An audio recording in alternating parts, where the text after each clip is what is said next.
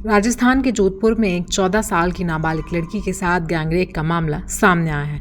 घटना की शिकायत मिलते ही पुलिस हरकत में आई और 2 आरोपियों को गिरफ्तार किया गया। 25 अगस्त को आरोपियों ने महात्मा गांधी अस्पताल परिसर में इस घटना को अंजाम दिया। पीड़िता अपनी मां की डांट से नाराज होकर घर से निकली थी। आपको बता दें, इस पूरे मामले में एसीपी ने क्या कुछ बताया है, आपको वो सुनवाते हैं।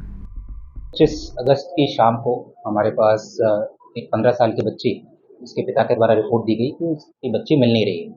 उस सूचना के आधार पर सूरसागर थाना में हमने 137 भारतीय न्याय संहिता के अंदर प्रकरण दर्ज कर लिया था। कल दिन में हमारे पास ये सूचना है कि वो बच्ची जो है वो एमजी हॉस्पिटल में एक जगह बैठी हुई थी। उस सूचना के आधार पर हमने बच्ची की दस्तयाबी की। शुरू में तो बच्ची ने कुछ नहीं बताया। कुछ घंटे के बाद जब उसका स्टेटमेंट हमने लिया तो उसने बताया कि उसके साथ 2 व्यक्तियों ने गलत काम किया है। उसका नाम उसे नहीं पता था, पर हमने वहाँ की सीसीटीवी फुटेज देखे और अपनी सूचना के आधार पर 2 संदिग्धों को हमने डिटेन किया है।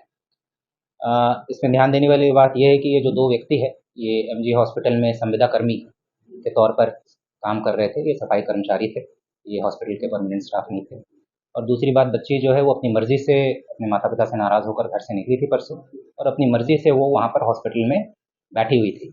जो प्रथम दृष्टया अभी हमने अनुसंधान किया है, जो सीसीटीवी फुटेजेस देखे हैं, उसमें नज़र आ रहा है कि बच्ची आराम से इन 2 व्यक्तियों के साथ कैंटीन में बैठी है, खा पी रही है और अपनी सहमति से आगे जा रही है। फिलहाल हमने बच्ची का मेडिकल करवा लिया है और 164 के बयान अभी उसके करवा रहे हैं हम मजिस्ट्रेट के द्वारा, और जो 2 आरोपियों को हमने डिटेन करके रखा है 164 बयान के बाद उनको गिरफ्तार कर।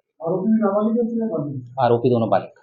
जैसा मैंने बताया कि हमारे पास सूचना परसों शाम को 25 के शाम को आई कि इनकी बच्ची नहीं मिल रही। उस सूचना के आधार पर हमने उसी वक्त प्रकरण दर्ज कर लिया था 137 बीएनएस, जो कि पुराने आईपीसी में 363 में भी दर्ज हुआ था। 363 नाबालिग बच्चे होते हो तो 363 पहले वाले आईपीसी में था, अभी नए बीएनएस में 137 आ रहा है। बच्ची जो घटनाक्रम बता रही है वो परसों रात की बता रही है। हमारे पास कल दिन में सूचना आई, वहाँ पर क्योंकि ये बच्ची कहीं बैठी हुई थी तो वहाँ पर कोई आने जाने वाला जो व्यक्ति था उसने पूछताछ की तो उसे पता चला कि अपने घर से निकली हुई है। तो उसके द्वारा हमें कॉल किया गया और उस कॉल के आधार पर वहाँ पर सूरसागर थाने की टीम पहुंची और हमें पता चला कि ये वही बच्ची है जिसके संदर्भ में एक प्रकरण दर्ज है।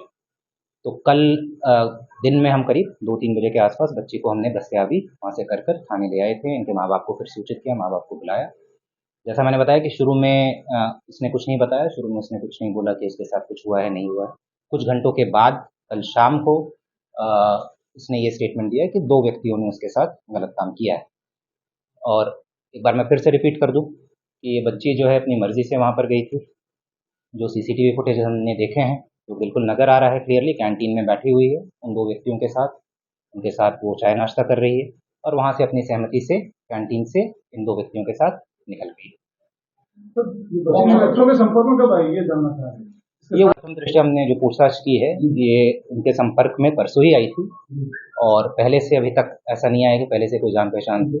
उसी वक्त इनकी बातचीत शुरू हुई, इन्होंने कैंटीन में चाय नाश्ता किया और उसके बाद फिर बिल्कुल पॉक्सो। गैंगरेप में हाँ, क्योंकि 2 व्यक्तियों का ये नाम ले रही है तो उस हिसाब से धारा